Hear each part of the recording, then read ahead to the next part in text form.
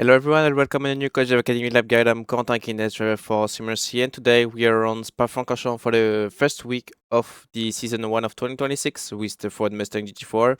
As usual at first, we're gonna go with the outlap and then we will get into the details about the combo for that first week. So yep, let's get started. Alright, so we go for the outlap around Spa-Francorchamps, so we are on the start finish line and then we're heading into La Source, the turn 1. We're gonna brake just close to the 100 board on the left. Now, trail braking into the apex, first gear, trying to open the steering quickly on the exit, trying to make sure I'm not going too much over the curb on the left hand side, and then we are going down au rouge to climb the Radion. So, 5th gear, then we're gonna cut the curb on the left, a bit of lift going into the Radion, and then we just try to make sure we optimize the speed by putting the less steering angle possible. Now up to camel straight, we're gonna put 6th gear just right now, and then we will brake before the curbing on the left side, on the brakes now, using the curb, pair braking, putting the car into the corner, 3rd gear, then playing around with the curbs, bringing the car back to the left, then a bit of lift, climbing the curb on the right, opening the steering on the exit, using the curb on the left, and then we're gonna brake, bringing it off the curb on the left, down 2 seconds, trying to slow down the car as much as you can, because with the fact that it goes down, it's really easy to overshoot. Now, turning in at the beginning of the curve on the left, and then we just try to make sure we are not putting in the throttle too early to not get some understeer. Now to the double left, braking in the middle of the curb, staying with 4th gear, trying to make sure I'm not carrying too much speed to not bring the car too wide, going into this long left. Now bringing the car onto the curb on the right. Now into the pith path, braking before the curb, down to 4th, down to 3rd, trying to make sure I'm not climbing the curb on the right side, and then I will just arc the curb on the left, opening the steering on the exit, making sure I use all of the track on the right hand side, braking before the curb on the left once again, with 3rd gear, arcing the curb on the inside, opening the steering, using all of the curb on the left, and then I will just dive into the Paul Frère corner, making sure I use all of the track, and now we go up to Blanchimont. So with 5th gear, we're gonna stay with 5th before we actually dive into Blanchimont. Bit of lift, and then it's fully flat using all of the curb on the right hand side, and now we are going into the last chicane, braking close to the white line, down to 3rd, down to 2nd, down to 1st, using all of the curbing right there to make sure I open up the last corner, opening the steering on the exit, using all of the track on the exit of the last chicane, and crossing the line for the hot lap around Spa-Francorchamps. Alright, so we are on the start finish line, so we will just go forward, drive into La Source, the turn 1.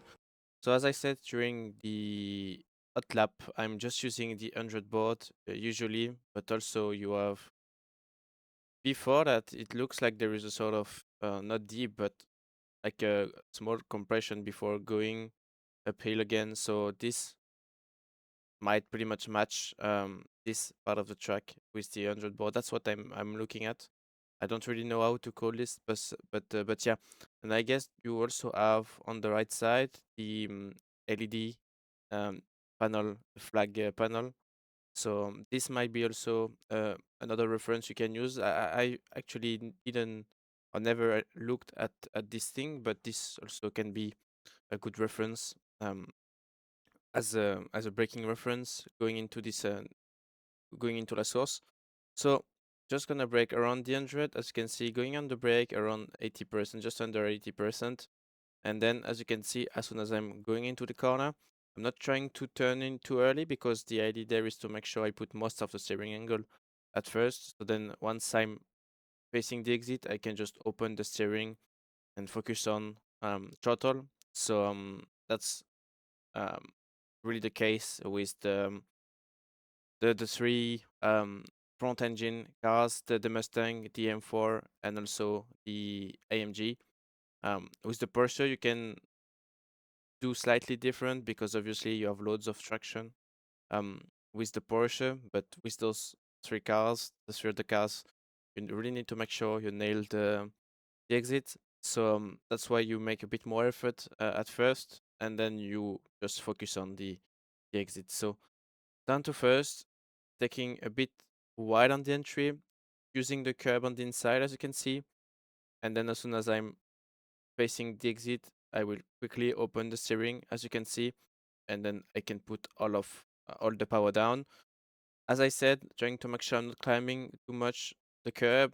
Obviously, using the edge of the curb is quite okay, but as soon as you start to really drive fully on the curb, on the left part of the curbing, and even worse, if you drive around the sausage curb on the left, you might lose a lot of traction as well. So just make sure you're not going too wide over the curb, otherwise you will lose quite a bit of traction. Now we will go forward. We're gonna go down to Eau Rouge, and as I said during the hot lap, I'm just driving across, curbing on the left, but just make sure you're not being too greedy and drive across the grass. Otherwise, you can also get a slowdown, obviously. But the idea there is to make sure you open up the best way you can the radio, because with the GT4 you don't have much downforce. So the idea is to make sure you open up as much as you can the right corner. Otherwise, you will just go straight on top of the radio and cut this part. So you have to play a bit with the limit as well, because obviously if you are going too much to the left, you will get the off track. And I'm not sure, they're not saying anything about the rules about the track limits. So it's a bit of a mind game, guessing where the actual limit is. But I'd say that as soon as you are not really driving on the red part, it should be okay. I might go with them with the left wheels on the red part, but yeah, it's just very slightly. So yeah, as soon as you keep the right wheels maybe on the white line after leaving the curb, you should be fine. But if you do more than that, you will get enough track. Maybe not a slowdown, but at least enough track. And then, as I said, during the hot lap, just lifting a tiny bit when I'm into the compression at first. Um, basically just around there, just a bit of lift when the car really gets compressed, and then as soon as I did the small lift, which makes the car getting to the inside of the corner of this right hander, then I can just go flat out, making sure I open the steering as soon as I'm on top of that crest, and then I can just cut straight, or at least trying to cut straight that left part of the radio. So yeah, with the Porsche you need some lift, the AMG you need some lift, and the Porsche you need some lift, but somehow with the M4 you don't really need to lift much. So yeah, it depends of the car, but I would say that it's all pretty close on top of Camel in terms of top speed. So yeah. Then making sure I keep the steering sort of straight, as I said, and then we are going up to the Camel Straight, and we're gonna brake for Les Combes. So for the braking there, just braking before the 100, and as you can see, quite a lot before the 100. While the distance between the 100 and the 200 is quite big, so I would say around 125 maybe, or 130, 140. But yeah, I'm just using. You can see on the grass there is some dirt or some grass missing, so I'm just using this. With other cars like the M4, you can brake a bit later, but um, yeah, with the Mustang the brakes are not insane, so you need to brake a bit earlier. So I'm just braking around this thing, um, where the grass is missing, so then I can make sure I'm not overshooting the corner. Now on the brakes, reaching about 70%, making sure I'm not going too deep into the ABS, dropping to third. I stay with third actually, and then as you can see, I'm releasing the brakes, using all of the curbing on the inside. So I'm making sure I'm not getting gravel or anything.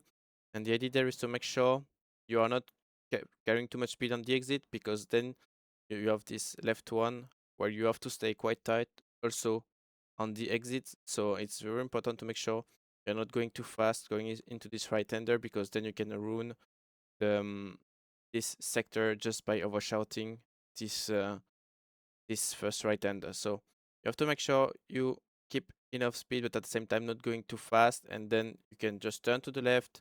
You keep the right wheels on the curbing. That's very important. Otherwise, you would get the off track and also maybe the slowdown actually. And then the idea out of this left one is to make sure you can bring back the car to the left, and as soon as the car is on the left, then you can just bring back the car to the right, just lifting a bit going into this right one. And then once the car is out of the curbing, you can just push back on power, trying to open the steering as much as you can.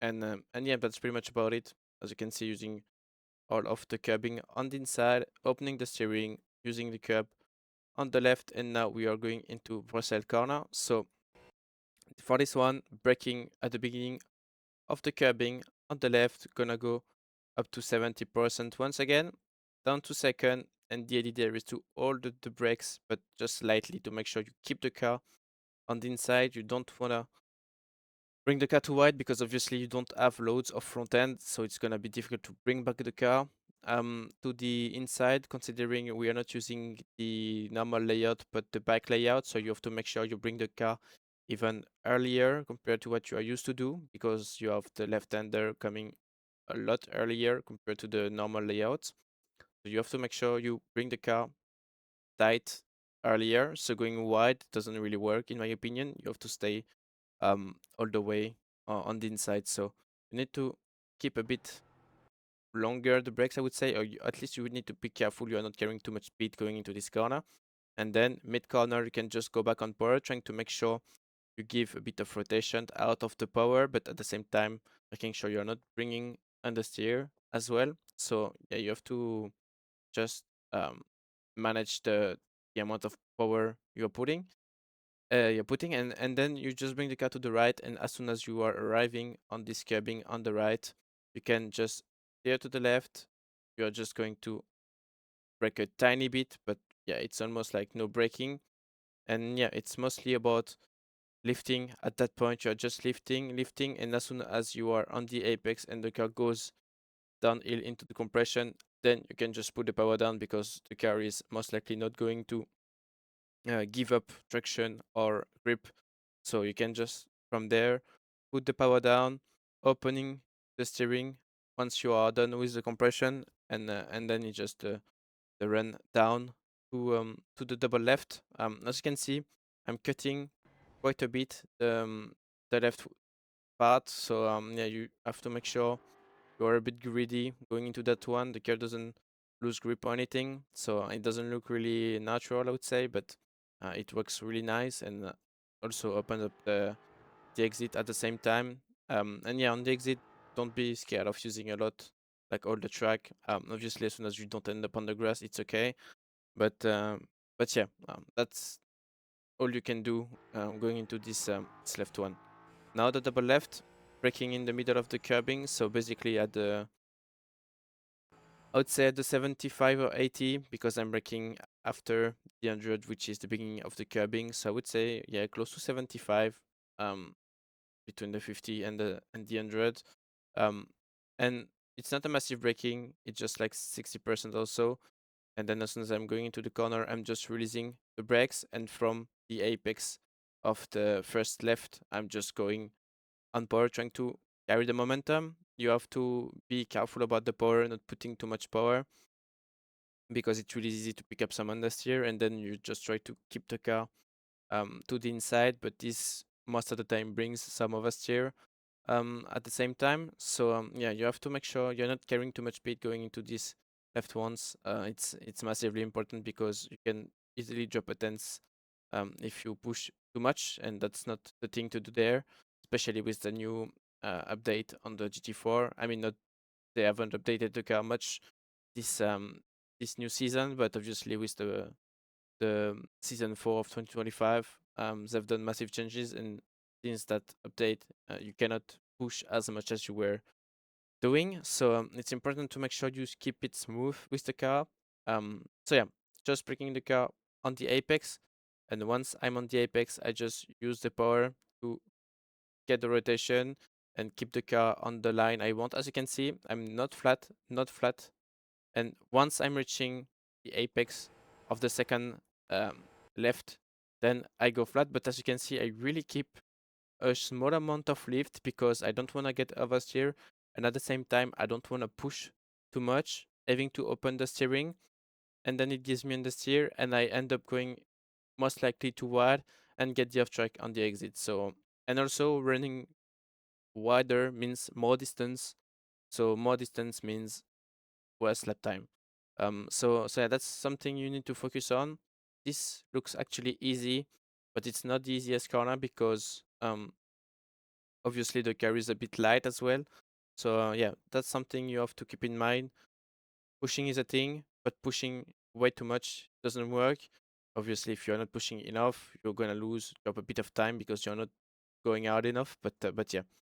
Now the pith path, so braking before the curbing, braking at like 60 at the 60 or 70 before the 50 board, and yeah, gonna go down to third on the brakes around 70% once again, never really going higher than that in most of the corners.